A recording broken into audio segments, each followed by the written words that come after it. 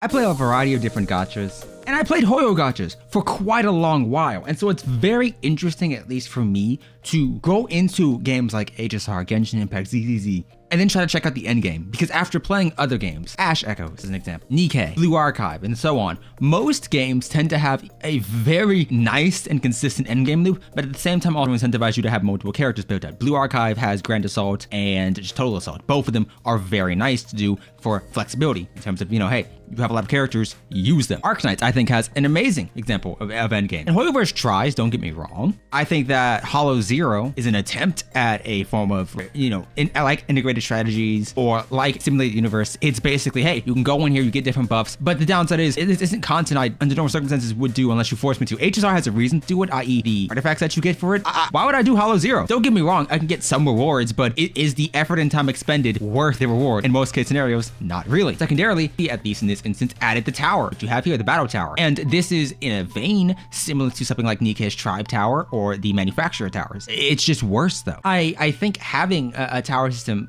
involves a gradual uptake in difficulty, but because they started this off at level 40, there isn't much higher you can go because you can't really ascend your characters higher and higher and higher like in Nikke. You don't really have a logical reason to swap them out because if you have a shielder or a healer, you're just using the same characters all in all over and over again. Now, don't get me wrong, it isn't bad, it's just worse than it could have been. And that kind of sucks. The rewards you're getting here aren't even that good. The purple rarity materials aren't something anyone really needs unless you're just going to make fodder for it. The gold rarity materials, this is nice, don't get me wrong, but I feel like a lot of individuals would appreciate either more credits or experience. But hey, that's up to you. Even beyond that, the incentive to build out characters is always finicky within a Hoyo game because I think Genshin had the best building system because characters didn't overload themselves or give themselves too many stats. HSR, everybody gives themselves all the stats they need, or basically all they need, and so you're relying on external buffing and supports. ZZZ might go in that same route. We have crit damage and we have attack percentage with Lucy here. Qingyi converting her impact into attack. So you have a bunch of characters who are already converting the stats they need into something else. And as a result, building may become less and less prevalent. Like I have less of a desire to get a perfect artifact in the event that I know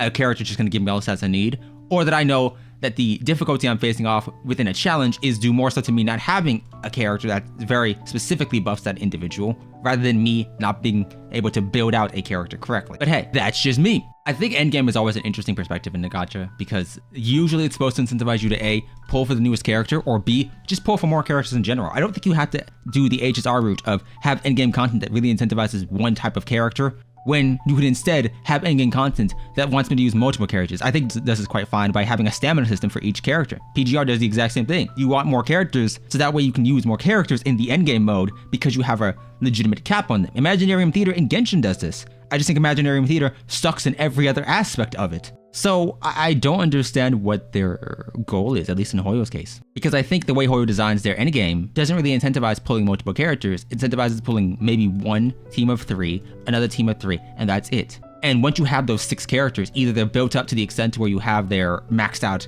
M6 or Constellation or Eidolons, depending on the game you're in, or they're built up enough to where you don't really need them because they perform perfectly fine at C0. Obviously, C0 is a very minimal investment standpoint, but I think Hoyo is an interesting case. I don't think they understand how to design an endgame properly. I don't know how it is in Honkai Impact 3rd. I think HSR is, the buffs they give each cycle of Abyss or MOC or Apocalyptic Shadow is too specific for a vast majority of players to use. And I think they're very dependent on those buffs. Genshin, you can ignore the buffs as long as you know the mechanics of the fight. HSR, I don't need to really know the mechanics of the fight to get around it. I just need to know what is the Abyss buff this cycle, or is my character strong enough? That's it. That's really it. But that's just a mini mindless ramble. I think Notorious Hunt needs to be updated, please. Like, I like the system of, hey, I can check who needs these boss mats. It's very nice. But why is it that when I go through Notorious Hunts, I run into the issue that I only want, obviously, these specific boss mats? There is no difference in me challenging the hardest difficulty versus the easiest for getting the boss mats. Now, that's fine if you like challenging the easy one and just want it fast, that's what I do. But why would I ever challenge the harder one if I'm not getting anything better?